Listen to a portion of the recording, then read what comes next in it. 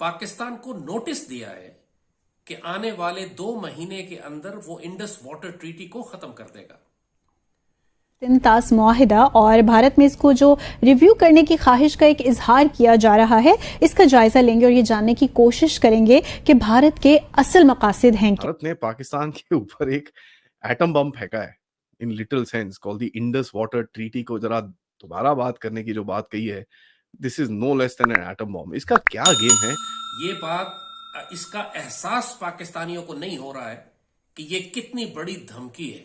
ये ऐसे ही है कि जैसे भारत कहे कि हम पाकिस्तान पर 100 एटमी मिसाइलों से हमला करेंगे 60 दिन के बाद। भारत के 64 साल पुराने सिंधु जल समझौते में बदलाव की मांग के बाद पाकिस्तान अब गिड़गिड़ाने लगा है।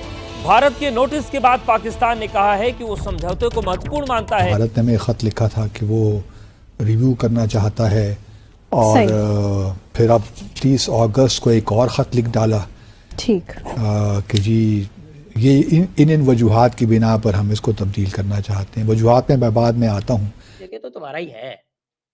I mean 80% कौन देता है सर किसी कंट्री को, वो भी जो इतना सा कंट्री है, हमारा इतना बड़ा है, 80% उसको दे दिया। जय हिंद दोस्तों, वंदे मातरम। आप सभी का स्वागत है द इंडियन काफिर चैनल के एक नए वीडियो में। दोस्तों 1960 में हुए सिंधु जल समझौते के तहत भारत को केवल 20% ही पानी मिला था, जबकि पाकिस्तान को 80% पानी मिला था। इसमें भारत के साथ हुए अन्याय को देखते हुए भारत की मोदी गवर्नमेंट ने अभी 30 अगस्त को फिर से पाकिस्तान को एक चिट्ठी लिखी है, जिसको सिंधु जल समझौते को फिर से रिवाइव करने के लिए कहा गया है। पाकिस्तान और पाकिस्तानी ये नहीं चाहते हैं कि उनको जो 80% की विशाल जल राशि मिली है उसमें से उनको भारत की बढ़ते जनसंख्या के आधार पर उनको देना पड़े। वहीं भारत की गवर्नमेंट ने कह दिया है कि पानी और खून दोनों एक साथ नहीं बह सकते हैं। अगर पाकिस्तान इन मीटिंग्स में नहीं आया तो हो सकता है मोदी गवर्नमेंट एक तरफा फैसला लेते हुए सिंधु जल समझौते को तोड़कर अपनी तरफ से डैम बनाने शुरू कर दे। दोस्तों आपको क्या लगता है इस संधि के बारे में, हमें कमेंट में ज़रूर बताएं। सब्सक्राइब करें और मेरे हर अपडेट आपको मिले, इसके लिए बेल आइकन जरूर दबाइएगा। और पाकिस्तानी कौम, उसको कोई फर्क ही ना पड़े कि इस धमकी का क्या मतलब है। ये बात हम हमेशा से कहते रहे हैं। पाकिस्तानी कौम को जब भी हमने भारत की जानिब से खतरात से आगाह किया है तो भारत की आबी जारहियत और पानी की जंग के बारे में हमेशा मुतनब्बे किया है। ये हम कहते रहे हैं कि पाकिस्तान अगर 75 साल कश्मीर की जमीन के बगैर और कश्मीर के लोगों के बगैर गुजारा कर सकता था तो कश्मीर के दरियाओं और पानी के बगैर तो बिल्कुल गुजारा नहीं कर सकता। और ये जो कुछ हुआ है, भारत ने अब ये धमकी क्यों दी है, इस वक्त क्यों दी है, और पाकिस्तान इसका क्या रिस्पॉन्स बिल्ड करेगा भी या नहीं करेगा। जैसे बाकी इससे पहले तमाम वो खतरात और तमाम वो इकदाम जो भारत ने उठाए हैं, पाकिस्तान ने उन पर कोई जवाब नहीं दिया, कोई रद्द-ए-अमल नहीं दिया, कोई जारहाना हिकमत अमली इख्तियार नहीं की। एक पैसिव, एक खौफजदा, एक घबराई हुई, एक रिएक्टिव इमरान बाजवा फैज डॉक्ट्रिन और अब ये शहबाज डॉक्ट्रिन कि जिसके तहत आपने सिर्फ जाके भीख मांगनी है पूरी दुनिया से और पाकिस्तान की इज्जत और गैरत के सौदे करने हैं।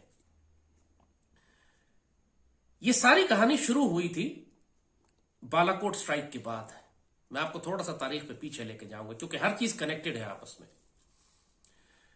बालाकोट स्ट्राइक भारत की जानिब से वो पहली कार्रवाई थी जो पाकिस्तान में उसने पाकिस्तान की मेन लैंड पर एक स्ट्राइक की। इससे पहले लाइन ऑफ कंट्रोल पर झड़पें होती रहती थी। ये भारत ने एक बहुत बड़ा बैरियर क्रॉस किया था। एक इमरान की हुकूमत थी, बाजवा थे, फैज थे, बैकग्राउंड में इनकी भारत के साथ पीस नेगोशिएशंस चल रही थी। भारत ये फीलर देख के टेस्ट करना चाहता था कि पाकिस्तान में लड़ने की कितनी रिजॉल्व है। बातें चले जाएंगे जितना इन पर प्रेशर बढ़ाया जाए। और आपने देखा कि उसके 4-5 महीने के बाद बालाकोट फरवरी में हुआ था और उन्होंने अगस्त में आर्टिकल 370 वायलेट करके पूरे कश्मीर को जम कर लिया कि कश्मीर हमारा हो गया, अब पाकिस्तान से इसका कोई ताल्लुक नहीं है के अंदाज पे। जिस तरह यूक्रेन पर वो हमला करने के लिए आया था, उससे पहले 1.5 साल उसने पूरी जंगी तैयारियां की, 1500, 1600, 2000 किलोमीटर का एक्सेस का फ्रंट बनाया। एग्जैक्टली इस वक्त इंडिया यही कर रहा है। $100 अरब का असलहा इसने पिछले 3 साल में खरीदा। 9/11 फरवरी जब से इसने बालाकोट हुआ है उसके बाद तकरीबन $100 अरब का असलहा खरीद के इसने जिसमें S-400 हैं, राफेल हैं, एयरक्राफ्ट कैरियर्स हैं, मिसाइल सिस्टम्स हैं, ड्रोन्स हैं, अनबिलीवेबल लेवल ऑफ इक्विपमेंट। और ये सिर्फ इन्वेजन लेवल है, सब पाकिस्तान के अगेंस्ट डिप्लॉयड। दुनिया को ये बता रहे हैं कि जी हम चाइना के खिलाफ कर रहे हैं, चाइना के बाप को भी नहीं ये थ्रेट कर सकते। इनका सारा गुस्सा पाकिस्तान पर निकलता है, सारा जोर इनका इधर ही चलता है। इंडस वाटर ट्रीटी का जो कि 1960 में 19 सितंबर, कल ही 19 सितंबर थी ना, ये कराची में इस पे दस्तखत हुए थे प्राइम मिनिस्टर नेहरू और प्रेसिडेंट अयूब खान।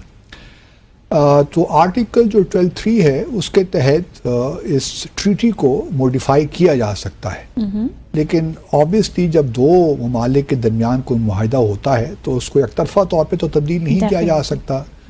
और इस मुआहिदे में बड़े वाज़े तौर पे लिखा हुआ है कि जो भी तब्दीली होगी वो दोनों ममालिक की जो है मर्जी के मुताबिक होगी और इत्तेफाक से होगी।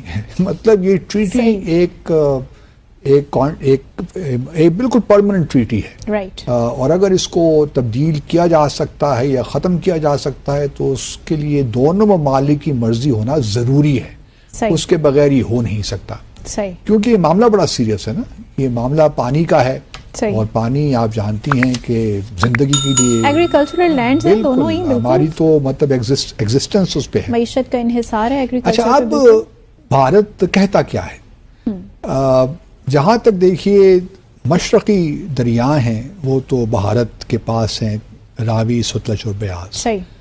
उसका पानी अगर पाकिस्तान को मिलता है तो वो मिलता है, लेकिन भारत उसको रोक भी सकता है मुआहदे की शिक से।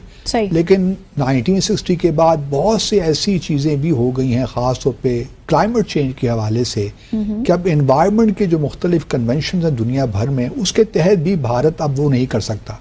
तो इसका मेरा जो बेसिक ऑब्जेक्शन है, इसमें इन्होंने डी फैक्टो पाकिस्तान का ऑक्यूपेशन रिकॉग्नाइज कर दिया। झेलम रिवर जो है, वो झेलम रिवर पूरी की पूरी पीओके में बहती है बिफोर एंटरिंग इनटू पाकिस्तान, और वो झेलम में इन्होंने उसका डी फैक्टो रिकॉग्नाइज करके, और जहाँ तक कि चिनाब जो कि 90% इंडिया में बहती है, करेक्ट, झेलम को तो हम कह सकते हैं कि भाई ठीक है, अबाउट 90%, 90 तो नहीं, अबाउट 70% उसका जो बेसिन है वो पीओजेके में है जी, पीओजेके में ऑलमोस्ट 70% उसका। लेकिन चिनाब का तो ऑलमोस्ट पूरा का पूरा बेसिन जो है वो इंडिया में, इन्होंने चिनाब भी गिफ्ट कर दी पाकिस्तान को। और उसमें लॉजिक ये था कि भाई चिनाब का पानी हम तो यूटिलाइज कर नहीं सकते, वो तो जो है वो चंबा वैली से होके आता है। और नेहरू जी थे ना हमारे, और नेहरू जी के लहराते हुए लॉजिक थे, तो अब उसके लिए तो क्या कर सकते हैं। चिच्चा जी, तो चिच्चा जी ने बड़े आराम से चिनाब का पूरा पानी उनको दे दिया कि साहब 3 नॉर्दर्न रिवर्स, 3 सदर्न रिवर्स। अरे भाई 3 सदर्न रिवर्स में एक तो ट्रिब्यूटरी है, Beas is a tributary of Sutlej. Correct. तो बेसिकली आपने 2 रिवर्स दी, आपने ब्यास को 3rd रिवर जो है अलग से क्यों ट्रीट किया, जो वो सतलज की ट्रिब्यूटरी है। तो रावी और ब्यास और सतलज, इनका पानी एक्सक्लूसिवली इंडिया को मिलेगा, और चिनाब का और झेलम का और इंडस का एक्सक्लूसिवली पाकिस्तान को मिलेगा। 19.8% जो उस समय जो पानी कैलकुलेट हुआ था, उसका 19.8% इंडिया को मिला, इंडस बेसिन का, और 80.2% पानी मिल गया पाकिस्तान को। साहब तो इतना बड़ा सरेंडर था ये कि मैं आपको कह नहीं सकता। जी, जी, जी। इम्प्लिसिटली नेहरू जी ने ये रिकॉग्नाइज कर दिया कि भैया ये